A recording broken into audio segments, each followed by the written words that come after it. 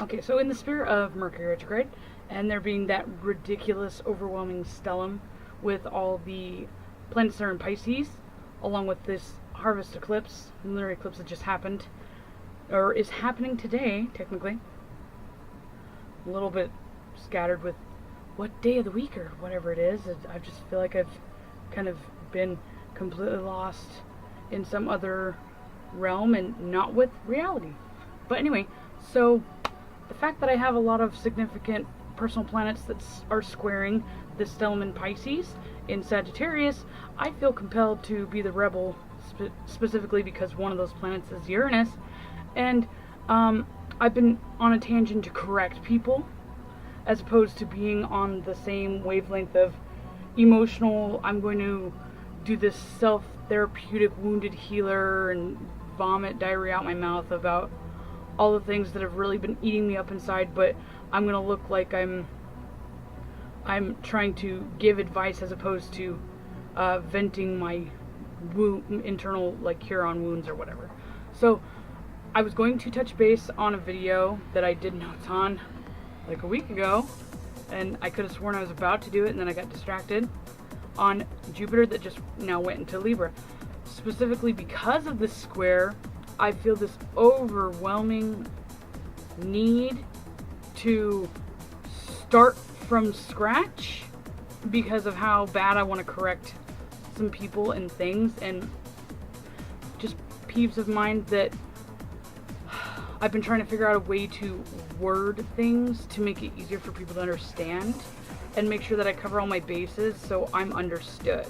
That's also, you know, a very good theme or a good exercise or something to, you know,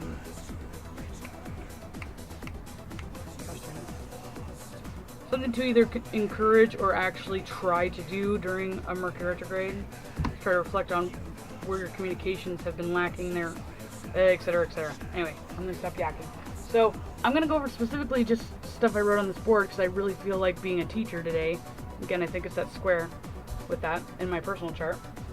So, just some basics about Jupiter, and then I'm going to do a video specifically on reviewing what the themes were on a sociological and like a global, national level, and just with like cultural trends with Jupiter and Virgo, and then point out specifically why I'm going to elaborate on Jupiter transits the way that I am, because specifically I get irritated that somebody will just emphasize on Jupiter being in a specific sign. That's fine if you're looking at it from like a natal perspective, looking at it from like an actual event chart or something. Event chart, no, actually, you would do it the way that I'm going to elaborate on it. You have to take all the other aspects, specifically the generational ones, the ones that usually last quite some time, that would be aligning with Jupiter, so that would be the outer planets, and see how they play in to Jupiter being in a specific sign. Because it's like chemistry, they all assimilate or infuse together in some way.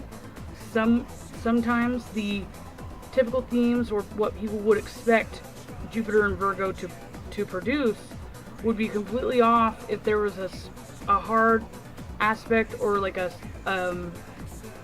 big aspect pattern with a couple of generational planets, like there was with Jupiter and Virgo. So I'm just going to go over some of the esoteric themes, and some of these are ancient and some of these are modern associations, just so you understand. If you understand all the associations of Jupiter, it's easier for you to be able to translate or connect the influences of different aspects with different planets, and etc., etc. So Jupiter has a 12-year cycle, so it takes 12 years for it to go through Aries to Pisces, and it's also the planet that governs the Chinese zodiac, by the way. I'm not very fluent with Chinese astrology, but the little that I do know is that they base the entire system on Jupiter transits. That's why there's so minimal archetypes as opposed to other astrological systems. So that would be basically somebody who'd be Jupiter and Libra. I see, I don't even know the archetypes, the characters, the animals or anything. Anybody who has Jupiter and Libra, so every 12 years, this year and then 12 years from now, that person will also have the same archetype in Chinese astrology. So then, obviously, we do the whole, it spends 1 year in one sign. That's pretty self-explanatory. It's considered a benefic planet, and it amplifies or magnifies anything that it touches. And if you just take the context of amplify or magnify, although in ancient astrology or ancient associations, benefic is supposed to be good, depending on what it's aspecting, or depending on what it's basically collaborating its energy with, would depend on if magnifying that energy or magnifying that chemistry together is good or bad.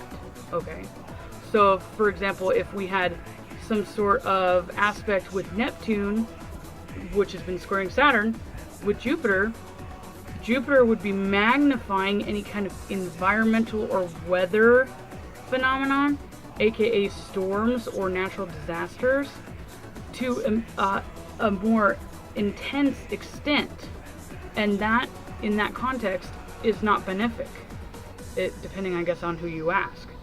So then the ancient lord associations again, so if you think about the 7 orbs before they realized that there was something beyond Saturn, Pisces as well as Sagittarius was ruled by Jupiter. Pisces being the 2 fish, that's why Jesus and other religious texts references the 2 fish a lot. And then also Sagittarius being the archetype of the archer. That's also why there's a lot of angels or statues or different kinds of mythological archetypes that are associated with archers or even horses at some point. So obviously Pisces represents more the spiritual, and it represents the assimilation to the divine, the assimilation into the macrocosmic whole, where essentially, if you look at it this way, where you theoretically go back to reincarnate. And then Sagittarius is the more naive microcosmic approach to that, where it's the religious dogma. It's what man thinks is going to happen when the assimilation process begins. So it's pretty much foreshadowing what they think might happen from the perceptions that they've gathered in this life. Then we look at Jupiter is associated with like Zeus, god of the gods. Those are just mythology associations. And again, like I said, intensifies everything it comes into contact with. I like to imagine when I'm looking at a chart, instead of it being the 4 of the Jupiter sign, I just think of it as a magnifying glass. If it's conjunct something, it's going to magnify the themes of that planet that it's conjunct with. If it's opposition with something, it's going to be pointing out the flaws, the conflicts, or any kind of in general, really abrasive kind of themes with that. If it's a square, then it all depends. It can go either way. It always amplifies something, but usually amplifies it, and it results in conflict as the reaction. So then I put both archetypal symbols and are reoccurring throughout the mythological narratives and religious dogma and ideology. I kind of emphasize on there. Just to make sure I read my entire board. I get irritated when I write all that out and I don't. So that's the basics of what Jupiter represents. And I kind of combine ancient associations as well as modern, just depending on the context of it. So the formula that I use usually when I'm looking at transits specifically, or even just aspects and how they assimilate or correlate together, they infuse together like on a chemistry kind of thing, is there is an action and then a reaction. So the action essentially is you take a planet, sign, whatever, placement, and you pretend that that action is technically a person, place, or thing. Then the reaction response is going to be that planet that it's aspecting, conjunct, whatever, is going to be the verb or the action that's going on. So although I said that for an action, every reaction, I'm combining all the academia and trying to infuse the concepts and theories of certain science theories, obviously. So the first planet that you're looking at, it depends on how you want to look at it, because aspects and just looking at transits in general, or even just patterns in a chart, you can apply them in multiple ways, and usually I stick to three different levels of where you can observe this. There's the spiritual, which can also be translated to subconscious, psychological, that sort of thing. If you're going to go the Carl Jung route and you're kind of an agnostic or atheist, that sort of thing, the same kind of themes can be applied. Then there's the mental, which is more of the conscious mental, the evolution of self, like the individuation, that sort of thing. And then there's the physiological. The physiological is environmental, it's more mundane, global, that sort of thing. Things that can be measured or observed from the naked eye, that sort of thing. So weather, etc., etc. So when you're thinking about it like that, if you're going to be looking at something and say, well, I kind of just plug in every single one of them and I go, if there's a conjunction between, okay, actually let's go with this. There's an opposition between Neptune and Jupiter. Specifically, you obviously look at what the signs are too, but you need to understand that Jupiter and Neptune both are expansive and have self-control issues, or issues with disciplining themselves, restraining themselves, that sort of thing. So they usually go way above and beyond, and then that's when you go and find which planet is in which sign, and then kind of mesh together the habitual behaviors and like the archetype characteristics of each sign and how they're going to either enable or conflict with each other, etc., that sort of thing. So that's basically how I look at transits. I don't just look at Jupiter going into Libra, Jupiter going into Virgo.